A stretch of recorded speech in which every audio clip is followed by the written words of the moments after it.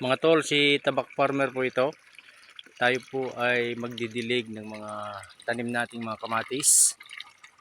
Dahil po meron na po tayong tubig mula sa ating ginawang balon. Yan. Tama-tama po. At humabol po yung ating tubig bago malanta ang ating mga pananim. Ayan. Ito po ang ating mga pananim. I-share ko po sa inyo. Ayan.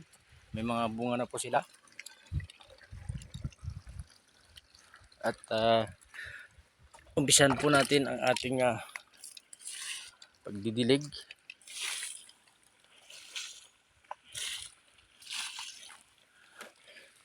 Ng ating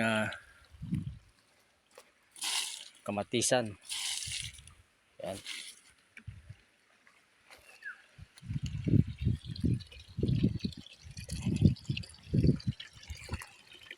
Ito po pala ang ating running water mula sa ating ginawang balon. Ayan po. At malakas. Ito po ay 3/4 na tubo. Ayan. 3/4.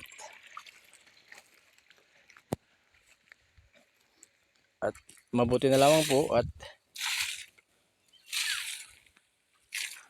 umabot ang ating tubig bago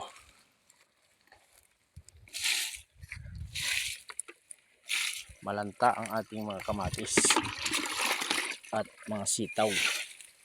Yan. Katunayan po, kaya tayo nagsakripisyo na magkaroon ng tubig dahil sa mga pananim natin. Ayan po. At nakapanghihinayang po kung pabayaan natin ang ating mga tinanim.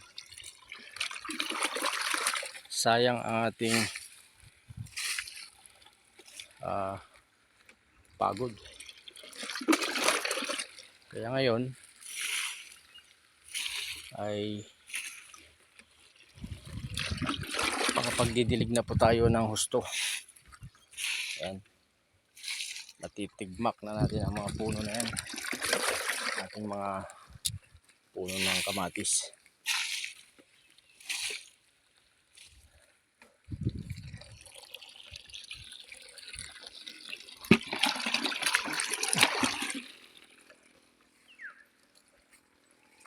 At dahil may tubig na, maaari pa tayong makapagdagdag ng mga tanim. Dahil meron na tayong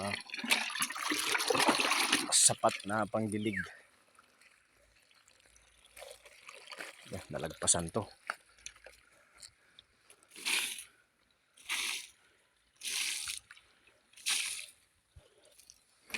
Yan po. Sisigla ang kanilang mga bunga. Yan. Yan. At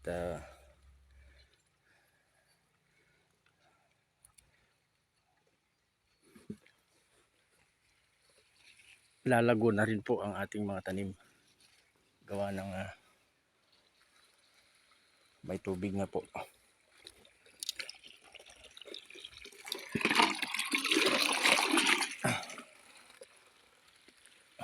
Baka pag nadiligan pa natin ang ating ampalaya, ayan, may balag, maaaring makabawi pa at makarecover. Ayan.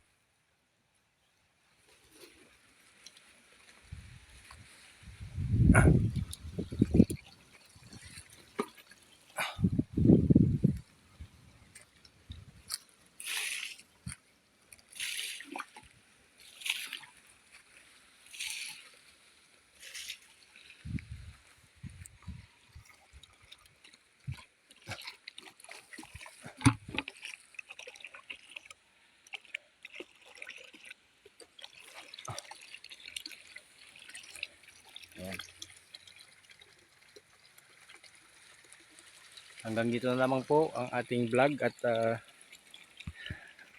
magdidilig tayo ng ating pananim. Ang iyong